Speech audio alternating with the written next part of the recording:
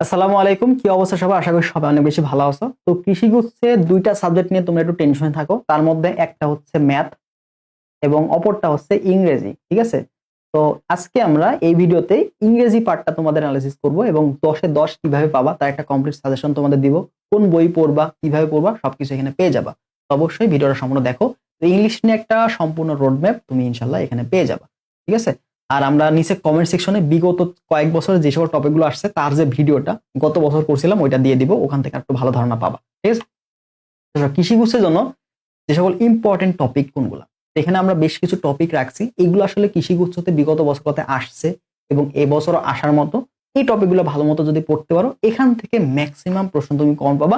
Even 10 এ 10 তুমি পেয়ে যেতে পারো যদি ভালো মতো পড়তে পারো। তাহলে প্রথমে কি অধ্যায়, কোন টপিকগুলো আছে? তো আমরা identification of parts of speech, ঠিক আছে, এটা ভালো করে পড়তে হবে। পার্টস অফ স্পেস থেকে প্রশ্ন আসে, একটা প্রশ্ন এখান থেকে আসে, ঠিক আছে? আবার নাও আসতে পারে, এক বছর আসে, পরের বছর আসেনি, এভাবে আসে। আর তোমার সময় যে আসবে না এর কোনো গ্যারান্টি নাই, ঠিক আছে? তো অবশ্যই ভালো করে পড়তে হবে। এটা আসছে কৃষিগুচ্ছে, অলরেডি আসছে জন্য আমরা এখানে রাখছি। এখানে যতগুলো টপিক আছে সবগুলাই কৃষিগুচ্ছে আসা প্রশ্ন, ঠিক আছে? প্রিপজিশন থেকে প্রশ্ন অনেক গুরুত্বপূর্ণ, আসার সম্ভাবনা অনেক বেশি, মানে আসার সম্ভাবনা আসে কি আসবেই। রাইট ফর্ম অফ ভার্বস প্রশ্ন আসবে, এখান থেকে মাস্ট প্রশ্ন আসবে। মডেল অক্সিলারিটা ভার্বটা একবার আসে একবার আসে না, অর্থাৎ এটা রাইট ফর্ম অফ ভার্বস থেকে মূলত কানেক্টেড থাকে, ঠিক আছে? আবার অনেক সময় তোমাকে ফিল ইন দ্য ব্ল্যাঙ্ক থাকে, ঠিক আছে?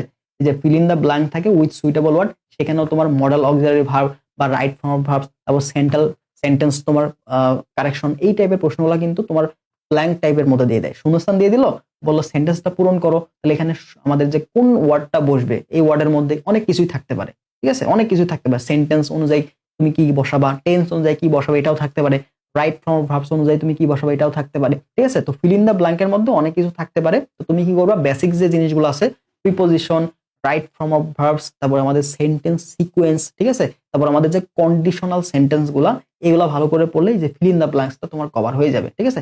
কন্ডিশনাল সেন্টেন্সটা ভালো করে পড়বা। ওকে, এখান থেকে তোমার শূন্যস্থান দিয়ে দেবে, বলবো যে এটার মধ্যে কি বসবে, এই টাইপের প্রশ্ন কন্ডিশনাল সেন্টেন্স থেকে আসে। ফিল ইন দ্য ব্ল্যাঙ্কস বললাম। এবার সেন্টেন্স এন্ড সেন্টেন্স ট্রান্সফরমেশন, সেন্টেন্সের মধ্যে মূলত তোমার সেন্টেন্সের প্রকারভেদ এবং টেন্স, কোন টেন্সে আছে, সেন্টেন্সের প্রকারভেদ কি, এই ধরনের আইডেন্টিফিকেশন, ঠিক আছে, এটা আসে। এবং সেন্টেন্স ট্রান্সফরমেশন, ট্রান্সফরমেশন তো তোমরা বুঝোই, একটা সেন্টেন্স দেওয়া থাকবে সেখানে পজিটিভ করতে হবে বা হচ্ছে এক্সপেরিমেন্টারি করতে হবে বা হচ্ছে তোমার ইম্পারেটিভ, এগুলা করতে হবে। তো সেন্টেন্স ট্রান্সফরমেশনটা কিন্তু গুরুত্বপূর্ণ, ভালো করে দেখে যাবা। এরপর আসো ভয়েস ন্যারেশন, একবার ভয়েস থেকে আসে, পরের বছর ন্যারেশন থেকে আসে, এভাবে আসে। অথবা 2 বছরে একই বছরে ভয়েস ন্যারেশন থেকে প্রশ্ন আসে। তো ভয়েস ন্যারেশনের মধ্যে প্রশ্ন একটা আসবে বা দুইটাও আসতে পারে, ঠিক আছে? তো এই দুইটা ভালো করে পড়ে নিবা। সেন্টেন্স কারেকশন খুবই গুরুত্বপূর্ণ একটা টাইপ, সেন্টেন্স কারেকশন, এটা দেখবা। স্পেলিং থেকে ভোকেবুলারি পার্টে যদি আমরা আসি, তো ভোকেবুলারি পার্টের মধ্যে এই কয়টা বিষয় আমাদের আসে, ঠিক আছে? স্পেলিং পার্ট আসে, সিনোনিম অ্যান্টোনিম আসে, ইডিয়ম ফ্রেজ। তো ইডিয়ম ফ্রেজটা তুমি মোটামুটি এইগুলা আসলে কমন পাওয়াটা টাফ, কারণ হুবহু তো এখানে ভোকেবুলারি পার্ট তো অনেক আছে, তাই না? অনেক আছে। তো এখান থেকে হুট করে কোনটা দিবে এটা তো বুঝবো না। বাট উপরে যেগুলো আছে গ্রামার পার্ট, এই গ্রামার পার্ট গুলো যদি আমি রুলস গুলো ভালো মতো প্র্যাকটিস করি, তাহলেই কিন্তু আমি এখান থেকে আসলে অ্যান্সার করে আসতে পারবো, ঠিক আছে? তো তুমি কি করবা, গ্রামার পার্টটাতে বেশি করে ফোকাস দেবা এবং প্রতিদিন প্রতিদিন তুমি এই যে স্পেলিং বা ভোকাবুলারি পার্টটা পড়ার চেষ্টা করবা। কারণ ভোকাবুলারি পার্ট তো সিলেবাস অনেক বড়, ঠিক আছে? তো আমাদের এক্সাম বেসে আমরা চেষ্টা করবো এই ভোকাবুলারি পার্টটা রেগুলার রাখা, ঠিক আছে? ভোকাবুলারি পার্টটা রেগুলার রাখা, যেন তুমি প্রতিদিন 20 থেকে 30 মিনিট সময় দিলা দিয়ে ভোকালের পার্টটা রিভিশন দিতে থাকলে এটা তোমার জন্য বেটার হইলো, ঠিক আছে? তো এই কাজটা করতে হবে। তো তোমার গ্রামার পার্টটা কি করবা, গ্রামার পার্টটা জাস্ট একটা যে কোনো বই, আমাদের বইয়ের ক্ষেত্রে কি থাকতে পারে, কি বই পড়বা এটা একটু তোমাদের বলে দিই।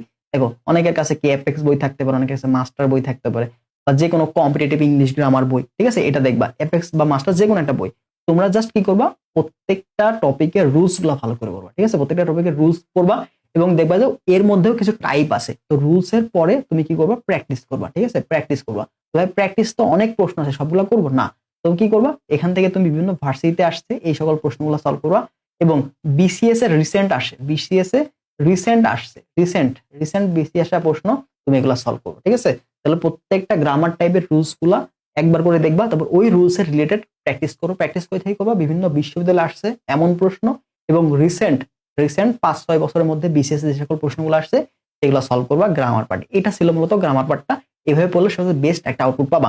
এবার আসো স্পেলিং পার্টটা, স্পেলিং পার্টটার ক্ষেত্রে তুমি কি করবা, এগ্রিতে আসছে, এগ্রিতে আসছে এই পার্টটা দেখবা, তারপর মেডিকেলে আসছে এই পার্টটা দেখবা, এবং ভার্সিটিতে আসছে এটা ভালো করে দেখবা, আর বিসিএস এর প্রশ্নগুলো দেখবা। অর্থাৎ বিভিন্ন পরীক্ষাতে আসছে, বিভিন্ন পরীক্ষাতে আসছে এই ধরনের প্রশ্ন দিবা। মানে এই যে তোমার যে আমাদের যে মুখস্থ পাঠগুলো এগুলো না কি করে জানো, স্যারদের মনে আছে বা মাথায় আছে, চোখে ধরে, এই ধরনের প্রশ্নগুলাই দেয়। কারণ যেগুলো তোমার বিভিন্ন পরীক্ষায় আসে এগুলোই তো আমাদের সবার, যদি আমি একটা প্রশ্ন ব্যাংক দেখি তাহলে সবার আগে কোন প্রশ্ন আসবে, যেগুলো বিগত বছর আসছে বিভিন্ন ভার্সিটিতে বা বিভিন্ন চাকরি পরীক্ষা, এগুলো তো আমাদের চোখে ভাসবে, তাই না? তো ওইখান থেকে কিন্তু ম্যাক্সিমাম প্রশ্ন তুমি কমন পাবা। ঠিক আছে, তো অবশ্যই স্পেলিং পার্টটা বা সিনোনিম অ্যান্টোনিম বা আমাদের ইডিয়ম ফ্রেজ গুলা তুমি আগে চেষ্টা করো, বিভিন্ন জায়গাতে আসছে। আমাদের প্রথম কাজ হচ্ছে কৃষিগুচ্ছ যেগুলো আসছে এগুলো ভালো করে পড়বা এবং ওই টাইপের গুলো পড়ে নিবা। এরপর বিভিন্ন বিশ্ববিদ্যালয় আসছে ওইগুলো ভালো করে পড়বা। মেডিকেল বিসিএসটা পড়লে মোটামুটি কভার হয়ে যাবে, এর বাইরে আসলে পড়ারও কিছু নাই, এগুলাই নির্দিষ্ট করে দিলাম। তো ইংরেজি পার্টটা যদি তুমি এভাবে পড়তে পারো দেখবা যে একটা ভালো মার্ক তুমি এনশিওর করতে পারবা। ঠিক আছে, তো যাদের ইংলিশে দুর্বলতা আছে তারা ঘাবড়ানোর কিছু নাই, এখনো আমরা সময় পাচ্ছি। তো প্রতিদিন তুমি যদি 1 ঘন্টা করে পড়ো, 1 ঘন্টা পরে পড়লেও তোমার কিন্তু অনেক পড়া হয়ে যাবে। আর এখানে কিন্তু 10 মার্ক ভাই, 10 মার্ক এখানে হেলাফেলা করা যাবে না। ঠিক আছে, 10 মার্কের মধ্যে মিনিমাম তো 5-6 পাইতে হবে।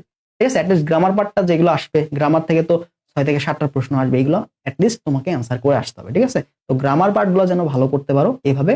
যে কোনো একটা বই, যে কোনো কম্পিটিটিভ বই, মাস্টার হোক অ্যাপেক্স হোক, টপিক গুলা ভালো মতো বুঝে প্র্যাকটিস করে আসো, ইনশাল্লাহ কমন করবো। ঠিক আছে, আর স্পেলিং পার্ট গুলা, সিনোনিম পার্ট গুলা, অ্যান্টোনিম, ইডিয়ম ফ্রেজ এগুলো রেগুলার পড়ার চেষ্টা করো, 10-20 মিনিট করে, ইনশাল্লাহ কভার হয়ে যাবে। আর আমাদের এক্সাম ব্যাচটাতে কিন্তু আমরা এই যে বললাম প্রত্যেকদিন রেগুলার রাখবো ইংলিশ পার্টটা। তো যারা ভর্তি হবে 199 টাকা দিয়ে তুমি কিন্তু ভর্তি হতে পারবা। তো এটা শুরু হবে হচ্ছে আগামী 22 ডিসেম্বর। আগামী 22 ডিসেম্বর থেকে একদম একটানা আমরা 2 জানুয়ারি পর্যন্ত পরীক্ষা নেব। 2 দিনের মতো 2 জানুয়ারিতে চবি পরীক্ষা আছে, অনেকে পরীক্ষা দিবা। তো 1 জানুয়ারি পর্যন্ত তোমাদের একটা পরীক্ষা হবে। ঠিক আছে, প্রথমে চ্যাপ্টার ওয়াইজ নিব, এরপর পেপার ফাইনাল, এরপর সাবজেক্ট ফাইনাল, এরপরে কৃষিগুচ্ছ অনুরূপ আমরা মডেল টেস্ট নিব। ঠিক আছে, যেখানে 30, 20, 20, 20, 10 করে মানবন্ধন থাকবে।